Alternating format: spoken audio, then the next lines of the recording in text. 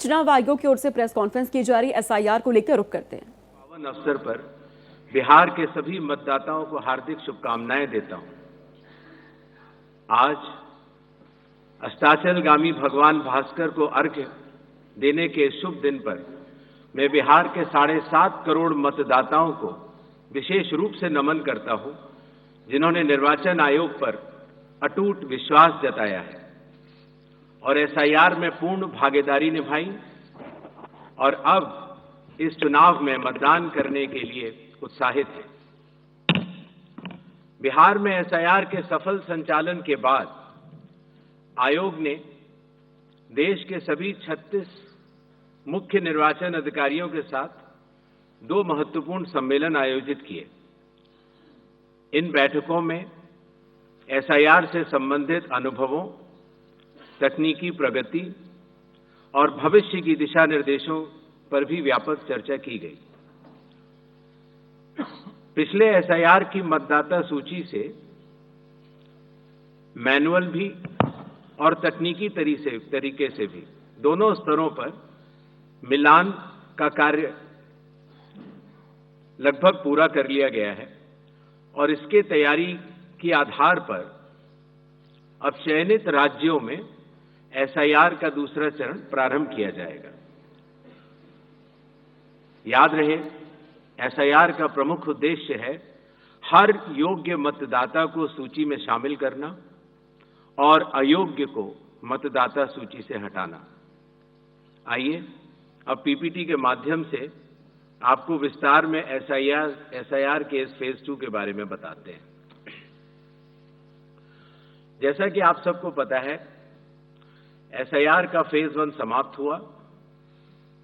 और इस चरण की सबसे बड़ी खूबी यह रही कि बिहार के 7.5 करोड़ मतदाताओं ने बढ़ चढ़कर पार्टिसिपेट किया। 90,000 बीएलओस, सभी 12 राजनीतिक दलों के 1.6 लाख बूथ लेवल एजेंट्स, सब ने मिलकर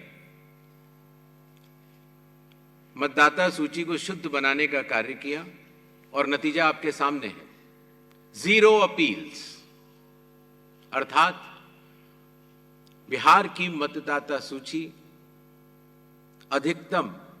शुद्ध मानी जाएगी। अब फेज 2 12 राज्यों में या संघ शासित प्रदेशों में आरंभ होने वाला है। नेक्स्ट।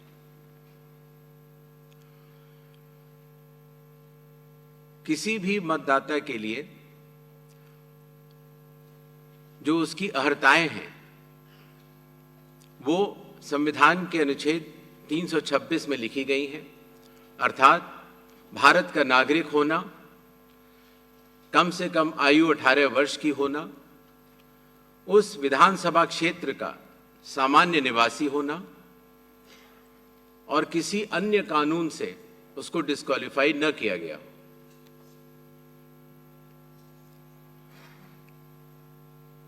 एसआईआर की आवश्यकता के बारे में काफी चर्चा हो चुकी है, लेकिन फिर भी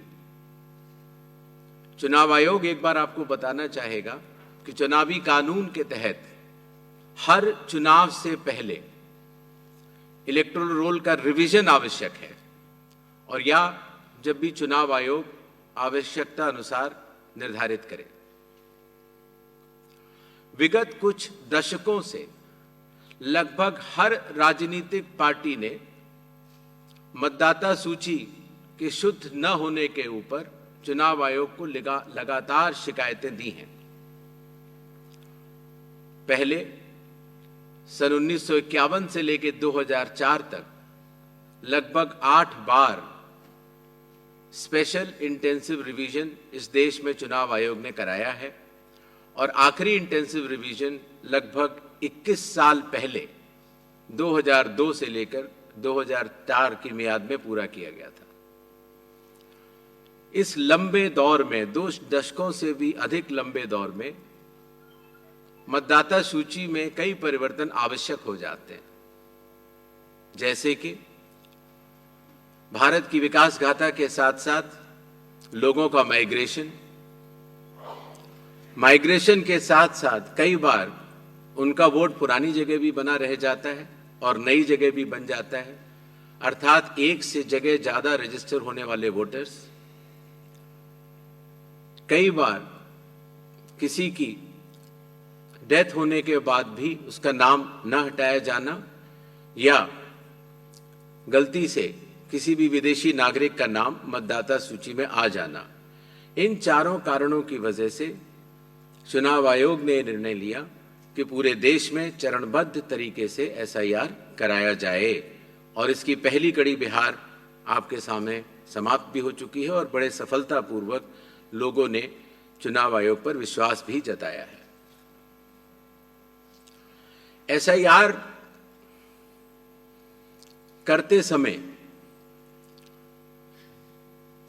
एक बहुत बड़ी संख्या में चुनावी कर्मी चुनाव आयोग के साथ कंधे से कंधा मिलाकर काम करते हैं। आपको पता होगा कि लगभग हर 1000 वोटर के ऊपर एक पोलिंग स्टेशन औसत तौर पर हो जाता है।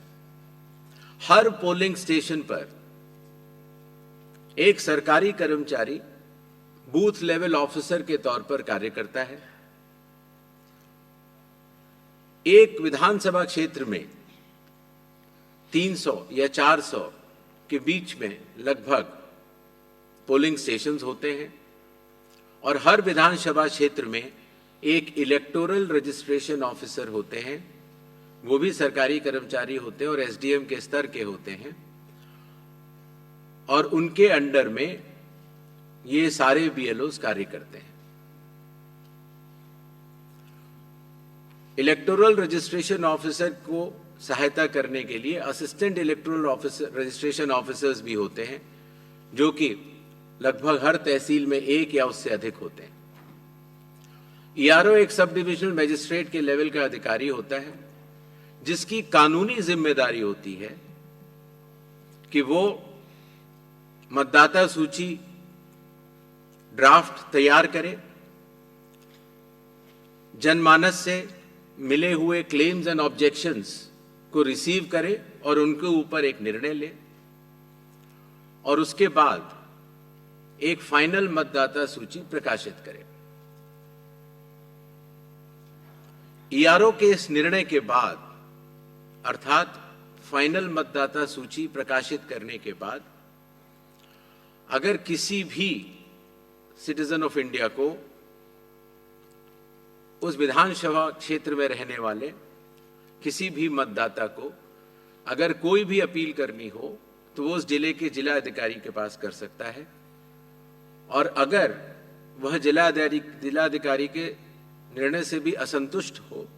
तो उस राज्य के चीफ इलेक्टोरल ऑफिसर के पास अपनी सेकंड अपील दायर कर सकता है। यह मैं इसलिए आपको बता रहा हूं कि बिहार में सभी राजनीतिक दलों के साथ मिलकर जब एसआईआर हुआ, उसके बाद जो जिला मजिस्ट्रेट्स के पास अपील आई 38 जिलों में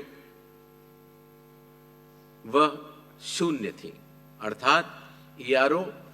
और इलेक्टर्स ने मिलकर और बूथ लेवल एजेंट्स ने मिलकर बहुत ही अच्छा काम किया।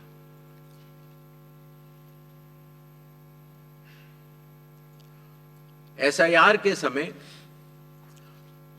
ईआरओज और एईआरओज मिलकर सबसे पहला जो काम करेंगे वो इन्यूमरेशन फॉर्म्स को प्रिंट करेंगे। जिन राज्यों में एसआईआर हो रहा है